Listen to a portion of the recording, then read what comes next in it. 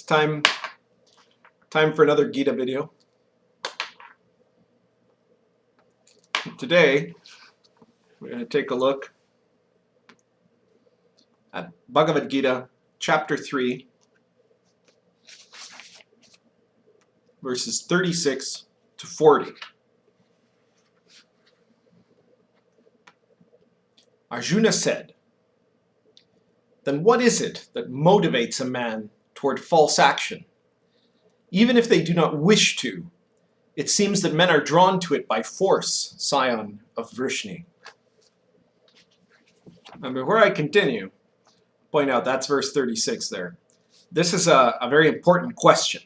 It's actually, so far in everything we've covered, the first kind of smart question that Arjuna really asks. Until now, you could interpret that Arjuna was actively trying not to listen to Krishna. Now suddenly here, something has touched him, something has piqued his interest, and he's actually finally beginning to listen to Krishna. And so he asks a question. He still doesn't understand why things are the way Krishna is explaining them to be, but he's connecting enough to what Krishna is saying that he's finally asking the right questions. That's the first step to wisdom, right? Is knowing what questions to even ask. So then, verse 37 to 40, the Blessed One said, "This is desire and anger, born out of the Rajaguna, that leads men to great error. Know that in this world, it is the great enemy." The Rajaguna, by the way, is the second of the gunas. It's the element of passion, all-consuming passion.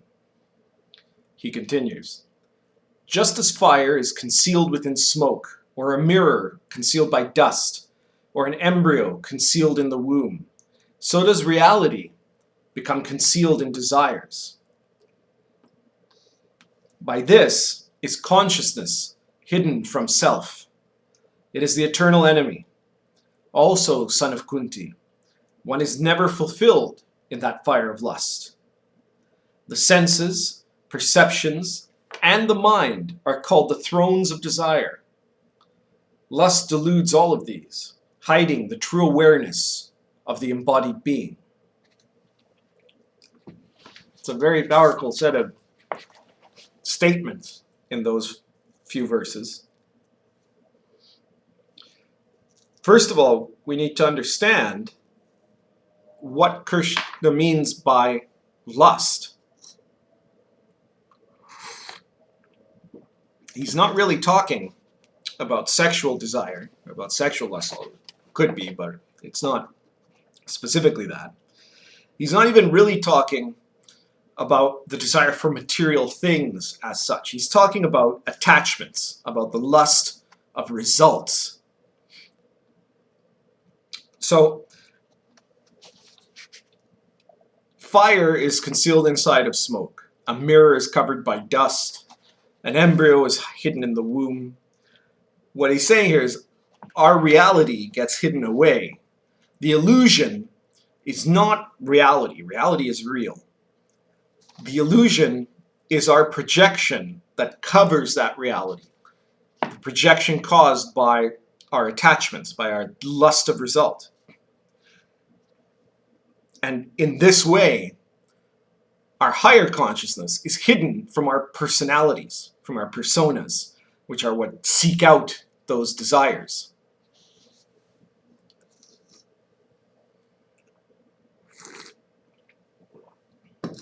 Krishna also points out that one is never fulfilled in the fire of lust because of the way that lust of result functions, right?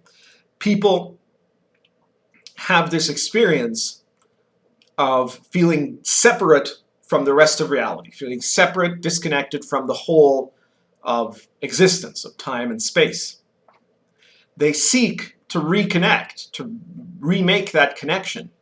But the reason they're disconnected is because of the nature of self-awareness that creates self-referencing. So suddenly you're at the center of your universe, and you need everything to relate according to you, on your terms, not with you becoming a part of the whole, but rather you want everything to become a part of your scene that you want to direct. You want to be the director, not the actor. So in that desperation, you end up projecting certain ideas of how you would want to impose what results you would want to impose on reality. That's lust of results. You think that if you can pursue a certain thing, then you're going to get that sense of fulfillment, that sense of connection. Maybe because at certain moments you did have that, and now you're trying to recreate it artificially. So we create these attachments in our minds. We tell ourselves those attachments are what's going to make us happy, and then we project that onto reality and find that it's not satisfying because it's false, because it's a delusion. This is the nature of human ignorance. The senses, perceptions, and the mind are called the thrones of desire, because that's where desire rests. It sits on the thrones, right?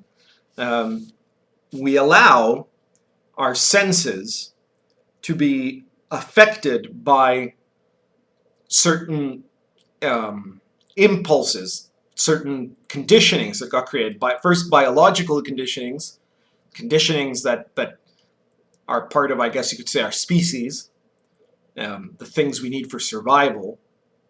That affects the way we perceive reality. And then society, in any more advanced society than something, say, really Paleolithic, would end up imposing its own set of conditionings that are based on what those more primal desires first were, but then like extrapolating them into something more sophisticated, right? So our animal instinct conditioning is to find food and not get eaten. And we translate that in a more sophisticated society, that our society imposes conditionings on us about earning money and being in a safe neighborhood or something like that, right? And so we want to drive ourselves. We tell ourselves, if I just earn enough money and move to that suburb, then everything's going to be great. So we connect to these attachments and we become attached to the idea that if we can just fulfill those attachments somehow, then life is going to be just fine. Everything's going to fit and we're going to be great, and there's not going to be that sense of disconnection. And the problem with this, one is never fulfilled in the fire of lust, is that the second that happens and you realize that isn't what is going to fulfill you, you start looking for the next thing. You start looking for whatever else you can find, the other thing that you can now project and say, okay, well, maybe it's because this isn't perfect. And if I can just have this, if I can have the dog or the 2 kids, or, if I can get the raise or the promotion, then it'll be all right. And you start pursuing those things. So we can understand this idea in our mind of what the perfect state for us would be, but it's based on an artificial conditioning of a biological conditioning, neither of which reflect absolute reality. So we end up defining the way we want our life to be and trying to impose that reality on what is. They hide in this way the true awareness of our embodied being. If you can move beyond the smoke and the dust on the mirror and find the true original self, right, the embryo within the womb, then you can see through that delusion. And that doesn't make everything perfect, but it does get you to the source of that connection. The problem is really that in our minds, we believe perfection and connection are the same thing, and they're not. Being connected to, being united to reality is not a state of perfection. We've convinced ourselves that we need to find a state of perfection instead of that, when really what we need is that, and then we can be okay with being imperfect. That's everything for today. If you like the video, please feel free to share it and to subscribe to the playlist, and check out the other playlists on this channel, especially the Yifa Society. Thank you for listening.